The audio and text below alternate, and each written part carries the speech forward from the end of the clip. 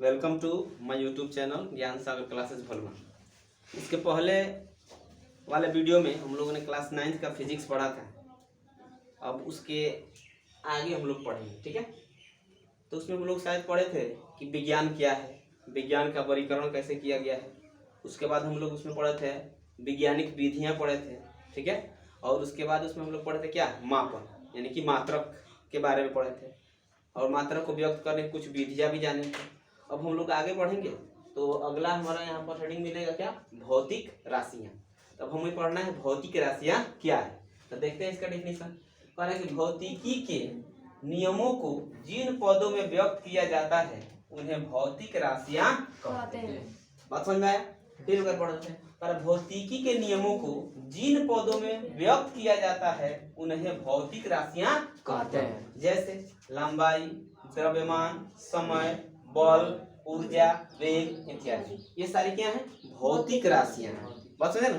यानी इसका मतलब समझ में आ गया होगा कि भौतिकी के नियमों को, यानी जो भौतिकी का नियम होता है उन्हें हम जिन पदों में व्यक्त करते हैं वह क्या कहलाते हैं, भौतिक राशियां कहलाते हैं। जैसे यहाँ पे जितने भी एग्जाम्पल में दिया गया हम देख सकते हैं, लंबाई, द्रव्यमान, समय, बल, ऊर्जा, वेग इत्यादि, ये सारे क्या हैं, भौतिक राशियां हैं। बात समझ में आया? इसके बाद हम आगे बढ़ेंगे तो हमें मिलेगा क्या, इसका वर्गीकरण, यानी कि इसको कितने भागों में बांटा गया है। तो भौतिक राशियां को कितने भागों में बांटा गया है, तो भौतिक राशियां को दो भागों में बांटा गया है। इसका कह सकते हैं कि भौतिक राशियां दो प्रकार की होती है। कितने प्रकार की होती हैं, दो प्रकार की होती हैं। कौन कौन होती हैं, आधारी राशियां और व्युत्पन्न राशियां, ठीक है।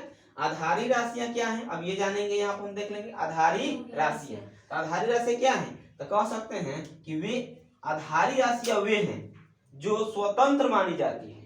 आधारी राशियां क्या है, वे हैं जो स्वतंत्र मानी जाती है, उन्हें किसी दूसरे की मात्रक की जरूरत नहीं होती है, कोई दूसरे राशि की जरूरत उन्हें नहीं होती है। वह अपना स्वयं होता है, यानी कि वह स्वतंत्र होता है, आजाद होता है, ठीक है। जैसे लंबाई, द्रव्यमान, समय इत्यादि, ये सारी क्या है, आधारी राशियां हैं। बात समझे ना? आधारी राशि कितने होते हैं, यहाँ हम देख सकते हैं कि वास्तव में आधारी राशि कितने होते हैं, 7 होते हैं, ठीक है। अब इसके आगे हम देखते हैं कि वे 7 कौन कौन से होते हैं, ठीक है। अब समझा जाए, आधारी राशि हम लोग जाने हैं 7 होती है, तो कौन कौन होते हैं इसको देख लेते हैं। यहाँ पर लिखा गया है कि आधारी राशियां और उनके सही मात्रक। आधारी राशियां कौन कौन है, सबसे पहले देख लेते हैं। आधार से कौन है, लंबाई, द्रव्यमान, समय, विद्युत धारा, ताप या तापमान, ज्योति तीव्रता, पदार्थ का परिमाण, ठीक है। अब यहाँ पर हम देखते हैं जो लंबाई होता है उसका मात्रा, ऐसा ही मात्रा क्या होता है, मीटर होता है, और जिसका संकेत क्या होता है, एम होता है। बात समझ में? उसके बाद आगे बढ़ते हैं, दिया द्रव्यमान, तो द्रव्यमान का ऐसा ही मात्रा क्या होता है, किलोग्राम होता है, जिसका संकेत क्या होता है, केजी होता है, ठीक है। आगे बढ़ते हैं, उसके बाद है समय, समय का ऐसा ही मात्रा क्या होता है, सेकेंड होता है, और इसका ऐसा ही मात्रा क्या होता है, इसका संकेत क्या होता है, एस होता है, ठीक है। उसके बाद है विद्युत धारा, तो विद्युत धारा का ऐसा ही मात्रा क्या होता है, एम्पियर होता है, और इसका ऐसा ही मात्रा, इसका संकेत क्या होता है, ए होता है, ठीक है। उसके बाद हम देखेंगे ताप या तापमान, तो इसका ऐसा ही मात्रा क्या होता है, केल्विन होता है, जिसको हम की से सूचित करते हैं, इसका संकेत कितना होता है, के होता है, ठीक है। आगे बढ़ेंगे तो उसके बाद आएगा हमको ज्योति तीव्रता, तो ज्योति तीव्रता क्या है, तो ज्योति तीव्रता का जो ऐसा ही मात्रक होता है वह क्या होता है, कैंडेला होता है, और जिसको हम सीडी से सूचित करते हैं। बात समझ आ रहा है सबको? इसके बाद है लास्ट वाला पदार्थ का परिमाण, तो पदार्थ का परिमाण का जो ऐसा ही मात्रक होता है वो क्या होता है, मोल होता है, और इसका जो संकेत होता है MOL होता है, ठीक है।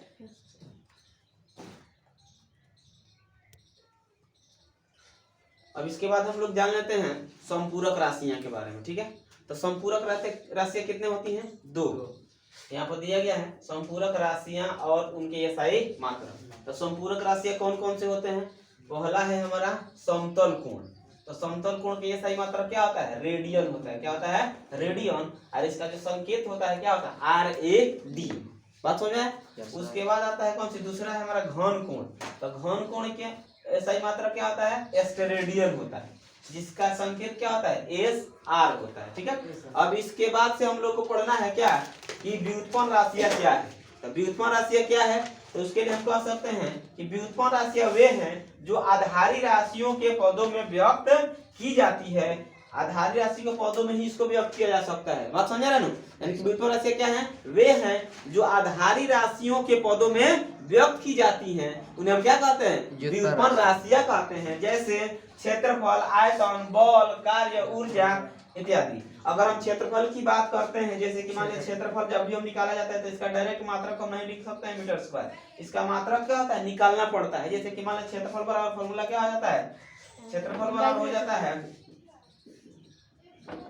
L इंटू बी, यानी कि लंबाई गुने चौड़ाई। तो लंबाई का ही मात्रक क्या होता है, मीटर होता है, और चौड़ाई का ही मात्रक क्या होता है, मीटर होता है। तो अब जाके निकलता है क्या, मीटर स्क्वायर। ये देखो हम देखेंगे यहाँ पर मीटर, मीटर कौन सा राशि है, आधारी राशि है ना। यानी कि इसका जो मात्रक निकाला गया है लंबाई से और चौड़ाई से, इसका भी मीटर मीटर है। ये सब क्या है, आधारी राशियां हैं। और इसी राशियां के सहारे, इसी राशियों के सहायता से हमने क्या किया है, क्षेत्रफल का मात्रक निकाला है, क्या, मीटर स्क्वायर। इसी प्रकार हम समझ सकते हैं कि जितने भी व्युत्पन्न राशियां होती हैं वो सब किसके रूप में व्यक्त की जा सकती हैं, आधारी राशियों के रूप में व्यक्त की जाती है। बात समझ में आया?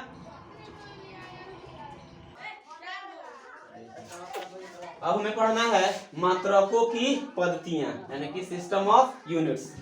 तो सबसे पहले हम जानते हैं मात्रकों की पद्धतियां क्या होती हैं, ठीक है। तो जैसे कि यहाँ पर दिया गया है कि सभी प्रकार की राशियों के लिए मात्रकों के पूरे समूह को मात्रकों की पद्धतियां कहते हैं। तो सभी प्रकार की राशियां कौन कौन सी हो सकती हैं, एक होगा आधार या एक होगा व्युत्पन्न, यानी दो प्रकार की राशियां हैं। तो वही कह रहा है कि सभी प्रकार की राशियों के लिए मात्रकों के पूरे समूह को मात्रकों की पद्धति कहते हैं। बात समझ में आया? अब आगे बढ़ते हैं, यहाँ पर देखते हैं अगला पॉइंट कह रहा है कि आधारी राशियों को के मात्रक को आधारी मात्रक तथा व्युत्पन्न राशियों के मात्रक को व्युत्पन्न मात्रक कहते हैं। बात समझ में आया? यानी कि आप कहने का मतलब ये है कि आधारी राशियों के मात्रक को क्या कहते हैं, आधारी मात्रक, अब व्युत्पन्न मात्रक के राशियों को क्या कहते हैं, व्युत्पन्न मात्रक कहते हैं। यानी कहने का मतलब ये है कि जिस मात्रक से हम आधारी राशि को मापेंगे तो वो मात्रक क्या कहलाएगा, आधारी मात्रक कहलाएगा। और जिस मात्रक से हम व्युत्पन्न राशि को मापेंगे वो क्या कहलाएगा, व्युत्पन्न मात्रक कहलाएगा। बात समझ में आया? अब यहाँ पर हम आधारी मात्रक का डिफिनेशन थोड़ा सा देख लेते हैं। वह मात्रक जो किसी अन्य मात्रक पर निर्भर नहीं करता उसे हम आधारी मात्रक कहते हैं। ये हम लोग पहले भी जाने थे इस राशि के बारे में, तो वही राशि का सेंस लगा लेना है, खाली हमको मात्रक लगा देना है। बात समझे ना? यानी कि वह मात्रक जो किसी अन्य मात्रक पर निर्भर नहीं करता है उसे हम क्या कहते हैं, आधारी मात्रक कहते हैं। कोई दिक्कत? आगे बढ़ते हैं, अब इसी के बारे में देखते हैं। ऐसा मात्रक एक दूसरे से स्वतंत्र होते हैं, यानी कि इसमें कहने का मतलब ये है कि एक राशि का जो मात्रक होगा दूसरा राशि का मात्रक इसमें का नहीं होता है। यानी कि जैसे 7 को आधारी राशि होता है ना, हम देखे हैं उनके सातों का मात्रक क्या है, एक दूसरे से अलग अलग है। यानी यही कहने का मतलब हुआ कि ये क्या है कि ऐसा मात्रक एक दूसरे से स्वतंत्र होते हैं, यानी कि एक दूसरे से क्या होते हैं, अलग अलग होते हैं। अगला पॉइंट, जैसे लंबाई, द्रव्यमान, समय इत्यादि आधारी राशियां हैं। हमको पता है, पहले से भी पढ़ चुके हैं इसके पहले कि लंबाई, द्रव्यमान, समय ये कैसे राशियां हैं, आधारी राशियां हैं। आधारी राशियां हैं और इन राशियों के मात्रक को हम क्या कह सकते हैं, आधारी मात्रक कह सकते हैं। बात समझ में आया? यानी कि आधारी राशि के मात्रक को हम क्या कहते हैं, आधारी मात्रक कहते हैं। ठीक है,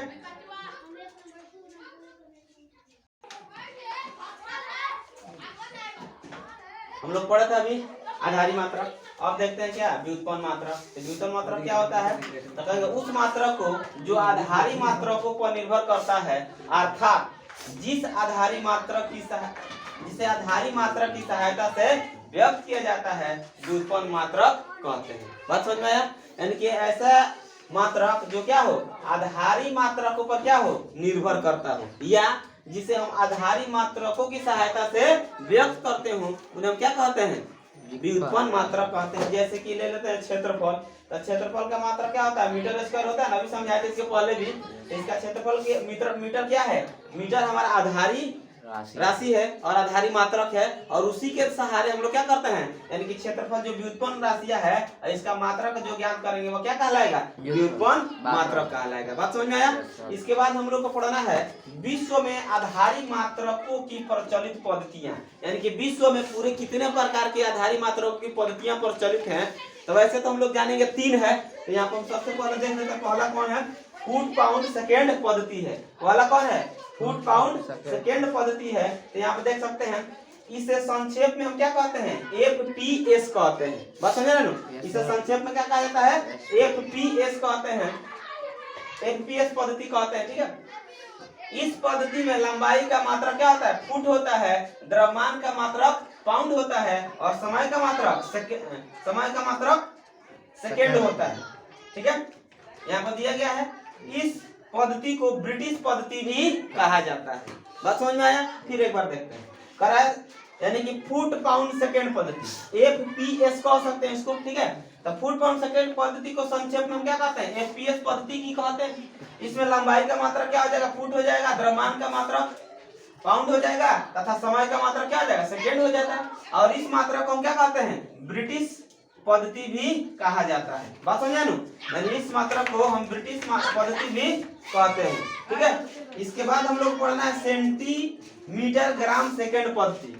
दूसरा क्या है, सेंटीमीटर ग्राम सेकेंड पद्धति। इसको देख लेते हैं। तो इस पद्धति को संक्षेप में CGS पद्धति कहते हैं। क्या कहते हैं, CGS पद्धति कहा जाता है।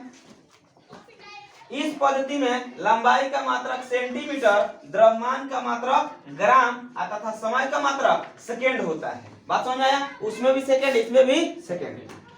इस पद्धति को मीटरी पद्धति भी कहते हैं। क्या कहते हैं, मीटरी पद्धति भी कहते हैं। फिर एक बार देख लेते हैं। इस पद्धति को संक्षेप में CGS पद्धति कहते हैं। इस पद्धति में लंबाई का मात्रक सेंटीमीटर होता है, द्रव्यमान का मात्रा ग्राम होता है, तथा समय का मात्रा क्या होता है, सेकेंड होता है। और इस पद्धति को हम क्या कहते हैं, मीटरी पद्धति भी कहते हैं। कोई दिक्कत। चलो तीसरा क्या है, मीटर किलोग्राम सेकेंड पद्धति है। ठीक है। तो इसमें हम देखते हैं क्या है। इस पद्धति को संक्षेप में MKS पद्धति कहते हैं। किसको क्या कहते हैं, इसको MKS पद्धति। M से मीटर, K से किलोग्राम, S से क्या हो जाएगा, सेकेंड। यानी इस पद्धति को संक्षेप में क्या कहता है, MKS पद्धति कहते हैं। इसमें लंबाई का मात्रा क्या होता है, मीटर होता है। इसमें लंबाई का मात्रा मीटर होता है, और द्रव्यमान का मात्रा किलोग्राम होता है, और तथा समय का मात्रा क्या होता है, सेकेंड होता है। बात समझ में आया। नहीं समझ में आता एक और देखते हैं। तीसरा क्या है, मीटर किलोग्राम सेकेंड पद्धति। तो इस पद्धति को संक्षेप में MKS पद्धति कहते हैं। इसमें लंबाई का मात्रक मीटर होता है, द्रव्यमान का मात्रक किलोग्राम होता है, और तथा समय का मात्रक क्या होता है, सेकेंड होता है। बात समझ में आया। अगर ये वीडियो आपको पसंद आए तो लाइक करें, कमेंट करें, और अपने दोस्तों में शेयर करें, और मेरे चैनल को सब्सक्राइब करें। जय हिंद, जय Bharat. Thank you so much.